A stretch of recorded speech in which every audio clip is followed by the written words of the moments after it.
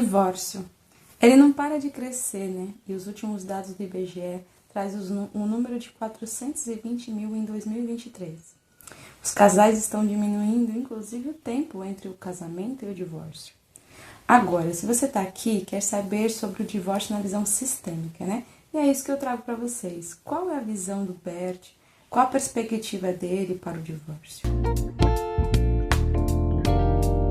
Eu gostaria de dizer, antes de mais nada, que os relacionamentos terminam. E isso não é o que desejamos, mas é preciso ter uma visão adulta das relações. Não são contos de fadas que terminam em felizes para sempre. Na vida real, os príncipes estão cheios de sintomas, as princesas estão agindo como os príncipes. E dito isso, eu queria te chamar para ter uma conversa. Para entender como o divórcio pode ser uma fase mais tranquila, que a gente possa sofrer só com o necessário, que a gente não acarrete mais dor para aquilo que já é tão pesado e tão desgastante. Eu vou trazer algumas perspectivas para vocês do que eu aprendi com o Bert Hellinger nos últimos anos, me aprofundando dentro da filosofia sistêmica, testando e aplicando na minha vida prática diariamente, onde eu venho colhendo os frutos, os benefícios disso tudo e também pagando o preço do aprendizado, porque até que a gente consiga mudar a nossa visão e a nossa postura diante da vida, existe um período aí de grande dor e sofrimento. Eu trato disso, né, no vídeo a Catarse, vou deixar aqui no link abaixo para vocês, enquanto a gente conversa um pouquinho sobre o divórcio. Para entender e concordar com esse destino, tem alguns pontos muito importantes. E a gente entender que o como no divórcio, ele é mais importante do porquê.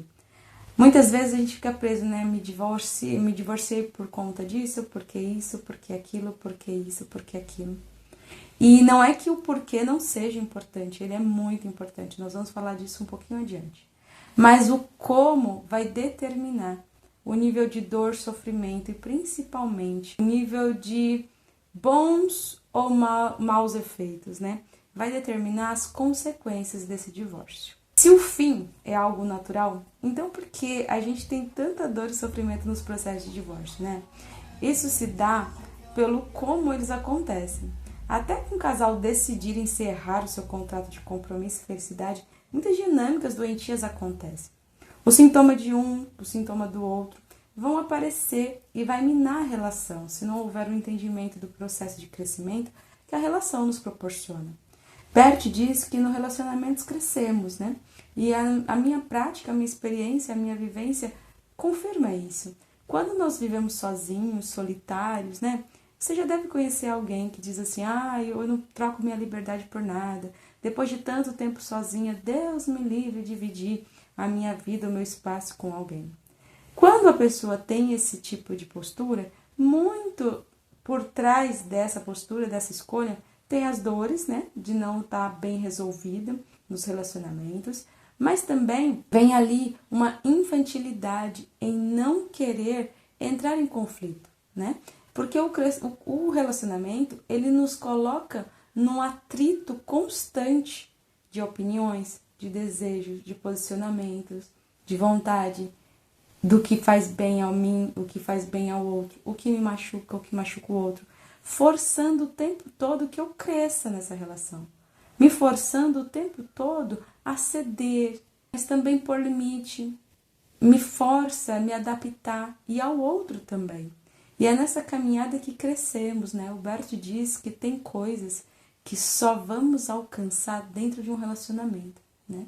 O que Bert quer dizer com isso? Que tem níveis de prazer, de alegria, de dor também, que nós só vamos alcançar dentro de um relacionamento. Então, optar por viver uma vida de isolamento, de solitude, né, como o pessoal costuma dizer, é também um não enfrentamento da vida, é também a fuga do crescimento, da dor do crescimento. Aí, retomando um pouquinho, esse desgaste que a gente vai surgindo dentro do relacionamento por conta dos nossos sintomas, ele vai gerar dores, mágoas, acusações, desejo primário e infantil de culpar o outro pelos problemas, o egoísmo de exigir do outro a perfeição e a entrega maior que a nossa, ou a nossa carência que nos faz entregar tudo que temos para o outro sem tomar nada em troca. E veja que essas são só algumas das dinâmicas, né, do amor cego, que aos poucos vai afastando o casal até o divórcio. E aí, quando chegamos nesse momento de divórcio, né, o que fazer? Como fazer? Bom, Bert nos diz que a única maneira de terminar uma relação sem que isso traga mais problemas para os envolvidos, o casal, principalmente os filhos, é fazer isso de uma forma honrada, respeitosa, vivendo o luto do fim. Quando a gente consegue honrar e respeitar a relação, o parceiro e tudo que foi vivido, o aprendizado com relação a tudo, as dores, o crescimento, o que nos proporcionou de evolução, o que nos proporcionou olhar para nós, ver as nossas fraquezas, nossas dificuldades. Quando a gente consegue olhar para o parceiro com esse respeito e para a relação com essa honra, é natural que o luto aconteça e a gente possa viver a dor dos nossos limites, a dor do limite do outro, a dor, a consequência do nosso fim dos relacionamentos para os filhos quando eles existem. Viver essa dor é natural e ela vai se manifestar quando acontece de forma honrosa. E aqui eu queria deixar um parêntese. É muito comum que a gente vê que algumas pessoas elas terminam o relacionamento e aí elas vão partir para uma liberdade ou para um outro relacionamento, que é uma forma bem comum das pessoas conseguirem a força de sair. Porque o relacionamento ele vincula, né? O casamento ele vincula. Então, para sair dele não é tão fácil também, mesmo com muita dor, mesmo com muito sofrimento. Então, quando a gente consegue decidir na alma que a gente quer sair, a gente não tem força, é natural que a gente procure fora, é quase um gancho, né? Então, eu me envolvo com uma outra pessoa para ter a força de sair. Isso é para quê? Para que eu não enfrente a dor do sofrimento, do fim. Porque eu já saio numa nova relação. E aí eu saio com aquela sensação de liberdade, de alegria, de que foi o melhor a ser feito. E não me permito viver o luto, a dor. E isso, sem que a gente saiba, vai também acarretar prejuízos na nova relação. Então é muito importante que a gente não saia dos relacionamentos de forma leviana. O Bert fala, quando saímos de forma leviana tem consequências, principalmente para os filhos. Então a gente sair de forma honrosa, a gente pagar o preço da dor, isso vai fazer toda a diferença. E claro, nós não estamos falando aqui para vocês viverem afundadas na dor, mas é natural que a gente sofra com o fim de um relacionamento, mesmo quando a gente entende que aquele relacionamento já não nos faz tão bem. Mesmo quando a gente entende que estávamos numa dinâmica muito doentia de amor cego. Quando conseguimos resgatar nossa força e sair de forma honrosa, é natural que o luto aconteça. E viver esse luto faz parte do aprendizado para que possa estar livre para uma próxima relação em outro momento. Também que é muito importante que não fuja da responsabilidade. É comum que ao decidir quebrar o contrato com o parceiro, a gente argumente que a culpa, a decisão é dele, a culpa da decisão é dele ou dela. Que a gente sai porque não aguentamos mais sofrer na mão do outro. Esse é um desejo de sair inocente, sem sujar as mãos, né? Sem culpa, sem dor. Afinal, eu não sou o culpado da relação, então eu posso sair inocente, eu posso sair sem dor. Bert diz que a inocência é típico da criança. Só as crianças são inocentes. Todo adulto carrega em algum nível alguma culpa. E a gente entender isso é muito importante. Como eu saio do divórcio de forma honrosa? Também saindo com a clareza e o discernimento de que sou responsável por 50% de tudo de bom e tudo de ruim da relação. Sou responsável, inclusive, pelo 50% do fim. Que eu sozinha não consigo destruir um relacionamento. Eu sozinha também não construo um relacionamento. Mas o outro também não. Então eu fico com meus 50% e deixo o outro com 50% dele. Sair desta forma, sem exigir, sem arrogar-se inocente. Assumir no papel.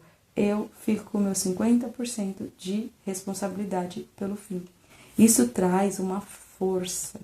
A culpa, quando assumida com grandeza, ela traz essa força, que ela leva para a ação. E a ação agora consciente é diferente e nos traz novos resultados, né? A culpa sem ação ela é covarde. né? A culpa sem ação, ela só traz lamento e busca pela inocência. Agora, quando somos capazes de assumir, sim, isso também foi minha culpa. O que eu faço agora com isso? Agora eu posso observar e fazer diferente. E nisso ganhamos força.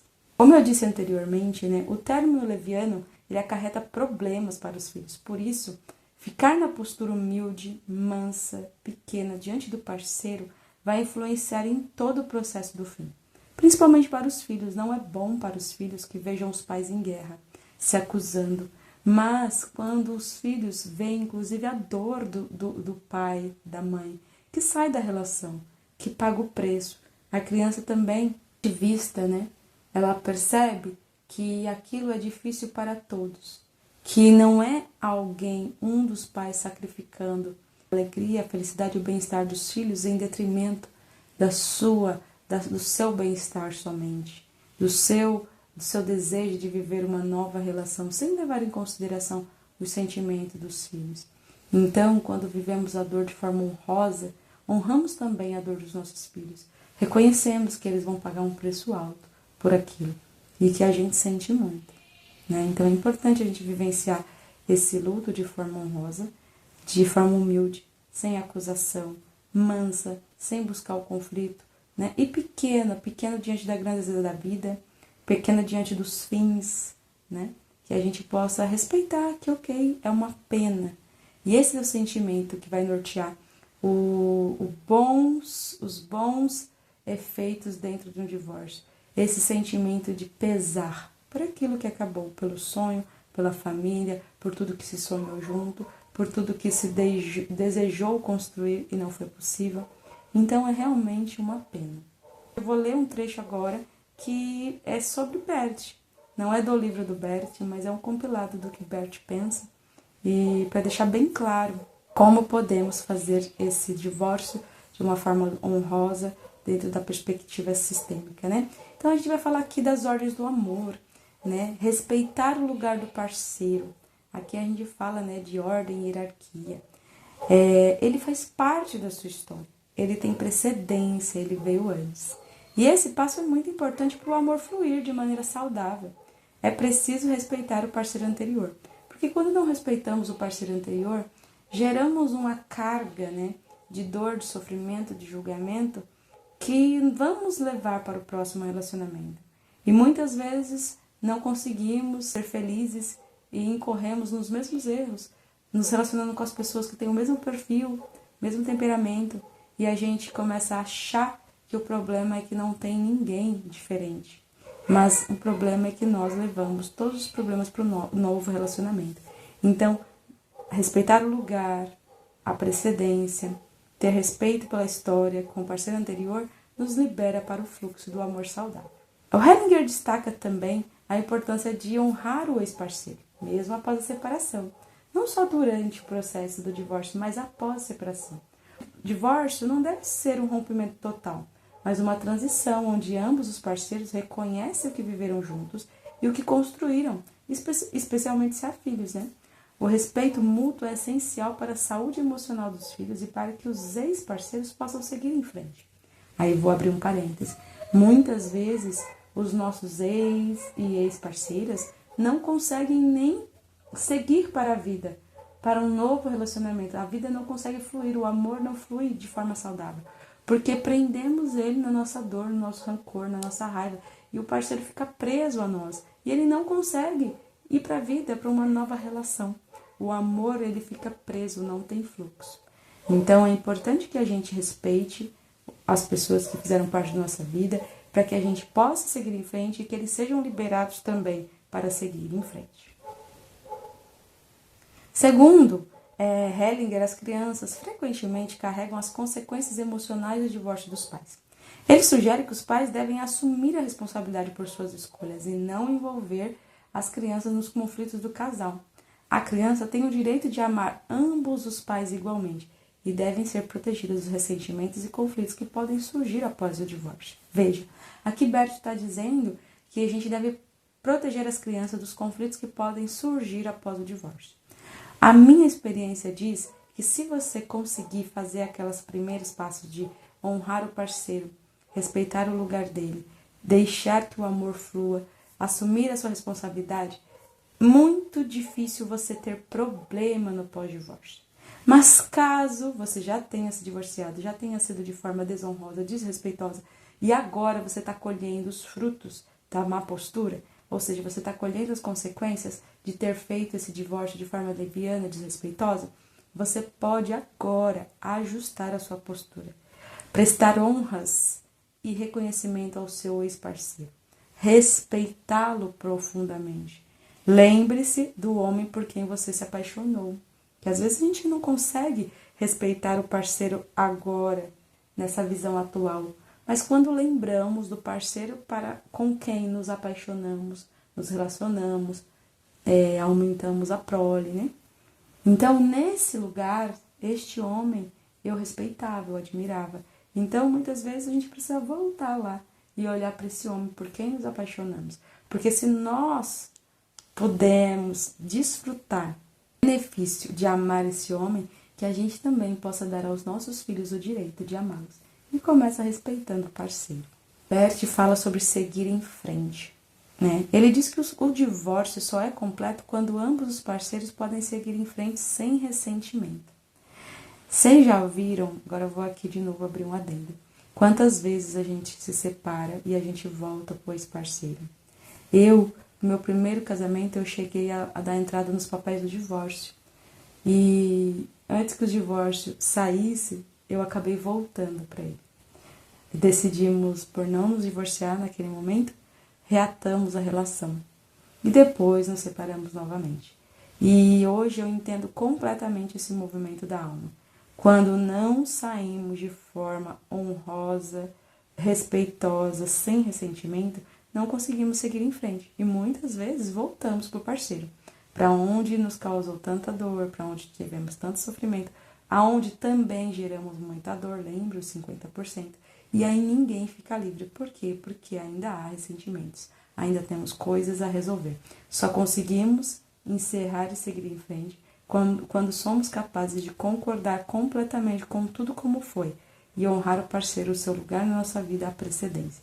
Aí sim podemos priorizar novos relacionamentos, priorizar o seguir em frente.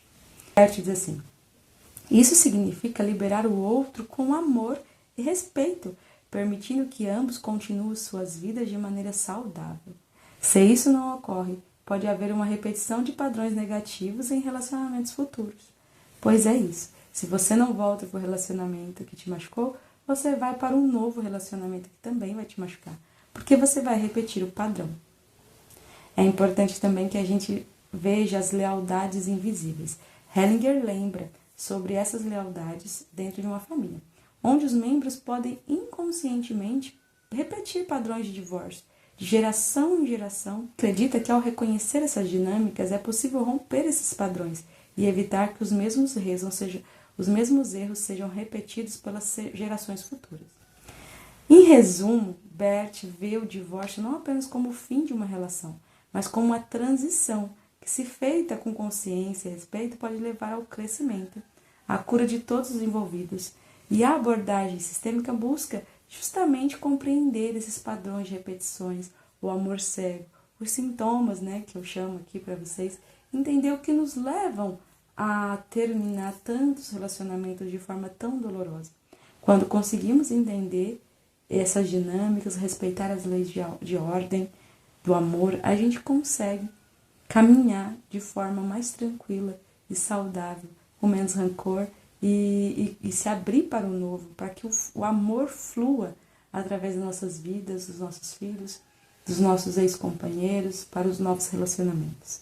Eu espero que esse vídeo tenha te ajudado a entender como é a visão sistêmica para o divórcio. Entender que os relacionamentos acabam e tá tudo bem. A gente precisa só ser cuidadosa na forma como conduzimos esse fim, para que lá na frente a vida pode fluir de forma saudável.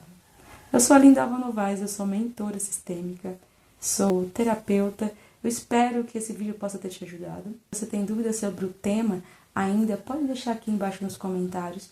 Eu queria te fazer um convite, se você quer aprender um pouco mais sobre a filosofia sistêmica aplicada na prática, no dia a dia, para você aprender não só como encerrar os seus relacionamentos passados, entender como eles estão influenciando os seus relacionamentos no presente e principalmente que você possa se curar a ponto de liberar as próximas gerações para viver um amor saudável.